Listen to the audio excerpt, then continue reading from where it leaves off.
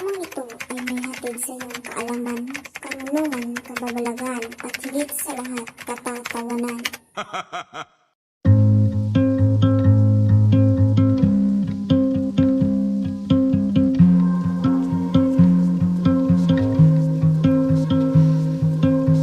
Hello everyone, we are Group 1 and our task is to discuss Lesson 1 in the module entitled General Principles and Consideration. The lesson consists of 7 articles, from Article 1156 to Article 1162, and our group decided to pick Article 1161, which says that civil obligations arising from criminal offenses shall be governed by the penal laws, subject to the provisions of Article 2177 and the pertinent provisions of Chapter 2, Preliminary in Human Relations, and Title 18 of this book, Regulation Damages. These provisions refers to civil obligations arising from crimes. Under the law, every person criminally liable for a felony is also civilly liable. The civil liability arising out of the commissions of crimes include restitutions, reparations of the damage caused, indemnifications for consequential damages. Restitution. Restoration of property previously taken away.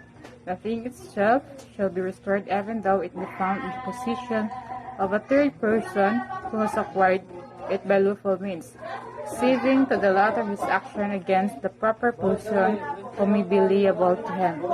Restorasyon nito ang pagbabalik o pagsauli ng ari-arian sa tunay na nagmamay-ari nito, kung saan sa pilitan nito kinuha o beninta ng mga taong hindi naman nakapangalan dito. Reparasyon. Court determines the amount of damage, price of a thing, seller's sentimental value. Ito ang paggawa o pagkumpuni ng mga nasira o pagtukoy ng hukuman sa halaga sa mga ari-arian ng kanilang sinira. Indemnification for consequential damages. It includes damages suffered by the family of the injured party or by a third person by reason of the crime. Ito ang bayad pinsala ng mga nasasakdal sa nagmamay-ari ng ari-arian kung ang pamilya ba'y nakaranas ng pagmamalupit o paghihirap. Effect of acquittal in criminal case. First, we will determine what is acquittal. Acquittal is a resolution or some or all of the factual elements of the offense charged. The trier of fact whether the jury or the court must render a verdict of finding not guilty of the charged offense. Here is the acquittal effect in criminal case. First, when acquittal is due to reasonable doubt, means no civil liability.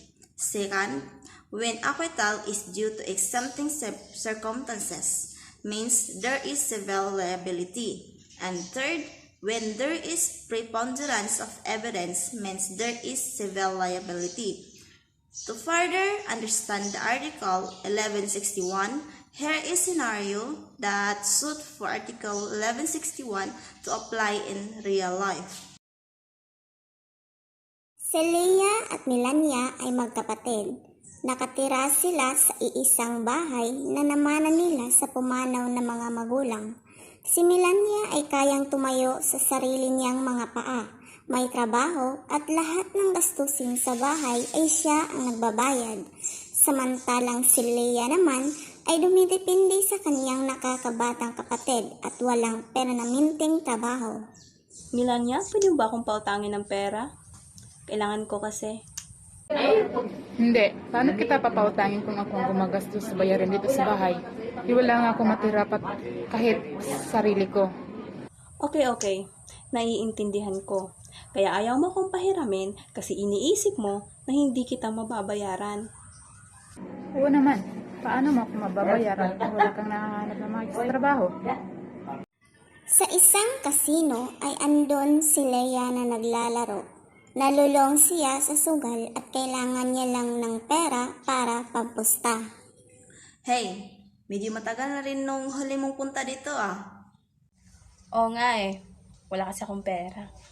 Pero may naisip akong paraan para magkapera. Alam ko yung iniisip mo. Yung bahay, tama ba? Yes, mabebenta ko yon sa mas mataas na presyo. Oo naman, since malaki ang bahay, maraming magkakandara pa na bilhin yon, lalo na sa magpamilyang naghahanap ng malilipatan. Tama ka. Nakahanap si Leia ng pamilyang maaaring bibili sa bahay. Pinakita niya ang mga papeles na nagpapatunay na binibenta niya ang kanilang tahanan. She closed the deal without letting her sister know and notice. Wala siyang pakialam na mawawalan sila ng bahay at di alam kung anong gagawin.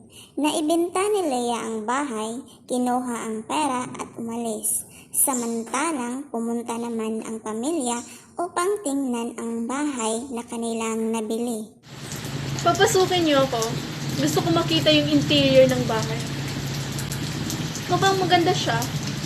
Gosh, excited na ako tumira dito. Binenta ba to sa inyo ng kapatid ko? Sold, actually. Kung hindi ka na-informed, hindi ko na problema yon. Well, go. Talk to your brother. Manghingi ka na lang ng parte. Di alam ni Melania kung anong gagawin sa kalamang binenta ng kaniyang kapatid ang bahay ng di niya alam. Nakiusap si Melania sa nakabili ng bahay na bigyan muna siya ng ilang araw para makausap ang kaniyang kapatid at pinagbigyan naman siya ng nakabili. Makalipas ang ilang oras, umuwi si Leia. Binenta ang bahay. Ano bang pumasok niya sa kokote mo? Di mo ba alam na ito lang ang iniwan sa atin ng ating mga magulang? Wala akong pakialam. Tsaka ubos na yung pera eh. Total hindi mo naman ako binibigyan. Kaya ayun, naghanap ako ng paraan para magkapera. Hindi alam ni Melania ang gagawin. Umupo na lang siya at inalala ang mga kahapon sa lahat-lahat ng ginawa niya para sa natatandang kapatid ay ito ang igaganti niya. Kaya lumapit siya sa isang abogado upang humingi ng tulong kung ano ang dapat niyang gawin sa kinakaharap niyang problema. Attorney, hindi ko po alam ang gagawin ko. Bininta ng nakakatanda kong kapatid ang bahay namin, habilin sa akin ng mga magulang namin. Pinaperya na lang po ako ng mga papeles at ang sabi galing daw sa barangay yun. Namamadali na kasi ako nung time na yun kasi malapit na akong mag-get sa trabaho ko. Hindi ko alam na yun na pala ang deed of sale ng bahay. Ano po ang gagawin ko, attorney? Huwag kang mag-alala. Ilalaban natin yan sa korte. Maraming salamat po, attorney. Gusto ko lang po na mabawi ang bahay dahil mahalaga po sa akin yun. Andun po ang alaala sa akin ng aking mga magulang. Makalipas ang ilang araw, tuloy ang trabaho ni Melania. Pagka-uwi niya sa bahay ay nagtataka siya. Walang galang na po. Bakit niyo po nilabas ang mga gamit namin? Pamamahay ko to, hindi ako mapapayag na ibenta. Nakapagbayad na kami sa kapatid mo, mister. At napagbigyan na rin kita sa gusto mong tumira muna dito for a week. Now, tapos ang usapan, makakaalis ka na. Sabay alis ng buyer at nilak ang buong bahay. Pinaalam ni Melania ang kaganapan sa kanyang abogado, kaya sa nangyari, nagpalabas ang korte ng salaysay na walang gagalawin sa bahay hanggat hindi pa tapos ang kaso. Isang araw, nakatanggap si Melania ng mensahe galing sa abogado. Lumabas na ang resulta.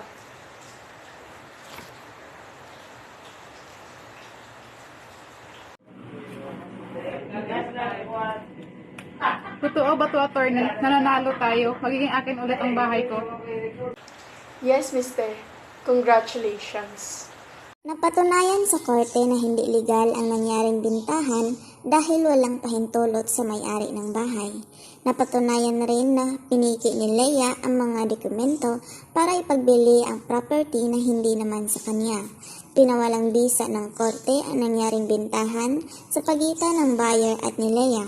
Na ibalik ang bahay at magbabayad ng 50,000 danyo si Leia kay Melania dahil sa mga dinaranas nito habang umuusad pa ang kaso. Kapag hindi mabayaran sa itinakdang oras ng korte ay makukulong si Leah.